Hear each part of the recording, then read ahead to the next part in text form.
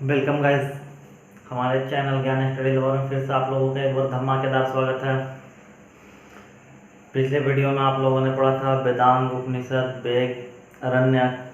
तो आज का टॉपिक हमारा लास्ट होने वाला है और ये टॉपिक हमारा जो है वो है पुराण और उपनिषद का। तो आइए आज हम लोग देखेंगे पुराण और उपनिषद। तो पुराण की संख्या जो है वो 18 है। तो मैंने बताया तो कि एग्जाम में पूछते हैं वेद की संख्या, वेदांग की संख्या, अरण्यक की संख्या।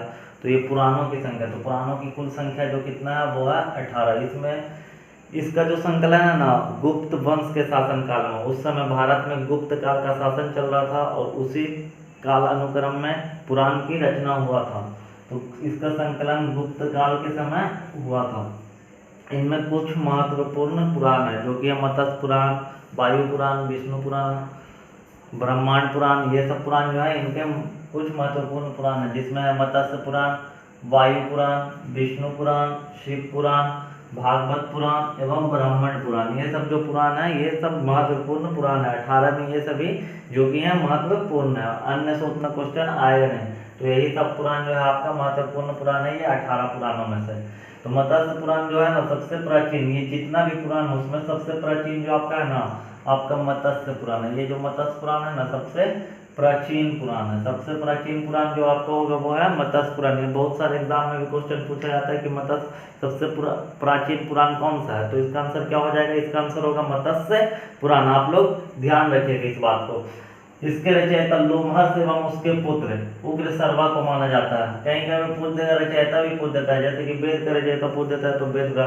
तो उसी तरह से मत्स्य पुराण का रचयिता कौन हो जाएगा? लोमहर्ष एवं उसके पुत्र उग्रसर्वा। ये दोनों ने मिलकर इसका रचना किया था। विष्णु के 10 अवतारों का उल्लेख मत्स्य पुराण में ही किया गया है। तो मत्स्य पुराण सबसे प्राचीन पुराण था और इसी पुराण में विष्णु के जो 10 अवतार है इसका उल्लेख कहाँ मिलेगा? तो मत्स्य पुराण में आपको विष्णु के 10 अवतारों का उल्लेख आपका मत्स्य पुराण में ही मिलेगा। और मत्स्य पुराण से जो है ना सातवाहन वंश की जानकारी मिलती है। मतलब सातवाहन वंश का उल्लेख किया गया है किस पुराण में? तो वो आपका मत्स्य पुराण में। मत्स्य पुराण में किस वंश का उल्लेख किया गया है? तो सातवाहन वंश। कौन सा वंश हो जाएगा? सातवाहन वंश का उल्लेख मत्स्य पुराण में किया गया है। सेकेंड में आपका विष्णु पुराण में, तो इसमें मौर्य वंश का उल्लेख किया गया। किस वंश का? विष्णु पुराण में मौर्य वंश का उल्लेख किया गया। तीसरा है आपका वायु पुराण। इस पुराण में है ना गुप्त वंश का उल्लेख किया गया है। किस वंश का? गुप्त वंश का। और गुप्त वंश के ही समय पुराण का रचना हुआ था। तो मत्स्य पुराण में सातवाहन वंश, विष्णु पुराण में मौर्य वंश और वायु पुराण में गुप्त वंश का उल्लेख किया गया। वायु पुराण में गुप्त वंश का उल्लेख किया गया। मैं फिर से एक बार रिपीट कर रहा हूँ, ये VVI चीज है, इससे एग्जाम में क्वेश्चन आते हैं। तो मत्स्य पुराण का उल्लेख, मत्स्य पुराण में किसको उल्लेख किया गया? सातवाहन वंश। विष्णु पुराण में मौर्य वंश, वायु पुराण में गुप्त वंश का उल्लेख मिलता है। तो ये आपका पुराण टॉपिक खत्म हो गया। पुराण की संख्या 18 है, ध्यान रखिएगा। आगे आते हैं उपनिषद की ओर। तो आप देखेंगे उपनिषद। तो उपनिषद जो है ना वेद का अंतिम रूप है। क्या है? वेद का अंतिम रूप है, जिसे वेदांत कहते हैं। क्या? वेद का अंतिम रूप को वेदांत कहते हैं। तो उपनिषद जो है ना वेदों का क्या है? अंतिम भाग है या अंतिम रूप है, इसलिए इसे क्या कहा जाता है? वेदांत। उपनिषद बोलिए या वेदांत बोलिए, कोई फर्क नहीं है, ठीक है ना, दोनों सेम ही। उपनिषद बोलिए या वेदांत बोलिए, ये दोनों की संख्या पूछेगा, या उपनिषद की संख्या या वेदांत की संख्या पूछेगा तो आपका 108 हो जाएगा। कितना हो जाएगा? 100। उपनिषद की कुल संख्या 108 है, जिसमें से 11 महत्वपूर्ण है। कितना महत्वपूर्ण है? 108 में से 11 महत्वपूर्ण उपनिषद है। तो उपनिषद जो है ना भारतीय दर्शन परंपरा पर आधारित है। किस परंपरा पर? तो भारतीय दर्शन परंपरा पर आधारित है। मोक्ष प्राप्ति की जो चर्चा है ना सबसे पहले उपनिषद में ही की गई, उसके बाद कहीं और मिले आपको। तो मोक्ष प्राप्ति की चर्चा कहाँ मिलती है? तो ये उपनिषद में। मोक्ष प्राप्ति की चर्चा कहाँ की गई है? तो आपकी उपनिषद में किया गया। जब उपनिषद में भी 11 मुख्य उपनिषद है, तो उसमें से भी हम लोग कुछ को देख लेंगे। तो फर्स्ट ऑफ ऑल जो भारत का आदर्श वाक्य है, जिसे कहते हैं हम लोग सत्यमेव जयते, जिसका अर्थ होता है सत्य का हमेशा विजय या सत्य का हमेशा जीत, ठीक है ना।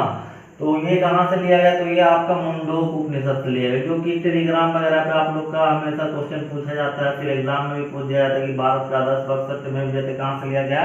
तो मुंडोक उपनिषद से लिया गया है। सेकेंड में आपका गीता के निष्कर्म काम। गीता में जो निष्कर्म काम का पहला विवरण है ना ये किस उपनिषद से मिलता है? तो ईशो उपनिषद। कौन सा उपनिषद? ईशोपनिषद से गीता के निष्कर्म काम का पहला विवरण मिलता है। फिर उसके बाद नचिकेता और यम।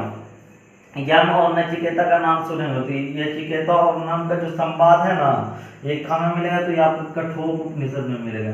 नचिकेता और यम के संवादों का संग्रह कहाँ मिलेगा? तो आपको कठोर उपनिषद में मिलेगा। फिर उसके बाद पुनर्जन्म का सिद्धांत किस उपनिषद में है? तो ये आपको बृहदारण्यक उपनिषद में पुनर्जन्म का सिद्धांत का विवरण है। तो ये हम फिर से एक बार रिपीट करेंगे। तो भारत का आदर्श भाग जो है सत्यमेव जयते कहाँ से लिया गया? तो ये लिया गया आपका मुंडक उपनिषद से लिया गया। फिर गीता के निष्कर्म काम का सिद्धांत कहाँ मिलेगा? ये आपको मिलेगा ईशो उपनिषद में। कहाँ? ईशो उपनिषद में। नचिकेता और यम के संवाद का विवरण कहाँ मिलेगा? तो ये मिलेगा आपका कठोर उपनिषद में। फिर पुनर्जागरण का सिद्धांत कहाँ मिलेगा? तो बृहदारण्यक उपनिषद में। तो ये 11 में से कुछ जो महत्वपूर्ण थे, मुझे लगा कि एग्जाम में से रिलेटेड क्वेश्चन पूछता तो मैंने यहाँ पे लिख दिया। जब उपनिषद काल का जो हम लोग का उपनिषद का रचना हो रहा था, तो उस समय में जो है ना, यहाँ के एक राजा थे, यहाँ के एक नामी ग्रामी एक राजा थे जिसका नाम था अश्वपति। तो उपनिषद काल के जो राजा अश्वपति थे ना, तो इनका संबंध किस गणराज्य से था? तो केकय गणराज्य से। ये क्वेश्चन देखा गया एग्जाम में, ये क्वेश्चन पूछ देता है। तो उपनिषद काल के राजा जो अश्वपति थे, इनका संबंध किस गणराज्य से था? तो ये केकय गणराज्य के राजा हुआ करते थे। ठीक है, तो वैदिक साहित्य हम लोग लगभग पढ़ लिए हैं, जो भी हम लोग को पढ़ना था, वेद, पुराण, उपनिषद, वेदांत वगैरह ये सब पढ़ लिया। तो इसका काल अनुक्रम, सही काल अनुक्रम में हम इसको समझा देते हैं कि कब कौन आया। तो वैदिक साहित्य का काल अनुक्रम यहाँ पे मैं लिख दिया हूँ। तो वेद सबसे पहले जो आया, वेद का रचना हो, उसके बाद आया आपका ब्राह्मण ग्रंथ, क्योंकि वेद जब पढ़ रहे थे तो वहाँ पे ब्राह्मण ग्रंथ आ रहा था, शतपथ था, गोपथ था, जो भी था। तो वेद के बाद ही ब्राह्मण ग्रंथ है। ब्राह्मण ग्रंथ के बाद क्या आया? अरण्यक।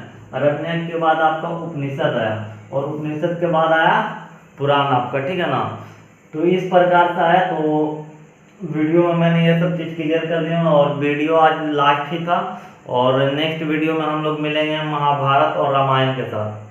तो अगला वीडियो जो मेरा आएगा वो महाभारत और रामायण का आएगा। उसके बाद हम लोग आ जाएंगे आपका जैन धर्म, बौद्ध धर्म पढ़ेंगे, उसके बाद मगध में एंट्री करेंगे। तो हमारे साथ बनने रहने के लिए धन्यवाद। मिलते हैं नेक्स्ट वीडियो में, तब तक के लिए जय हिंद, जय भारत।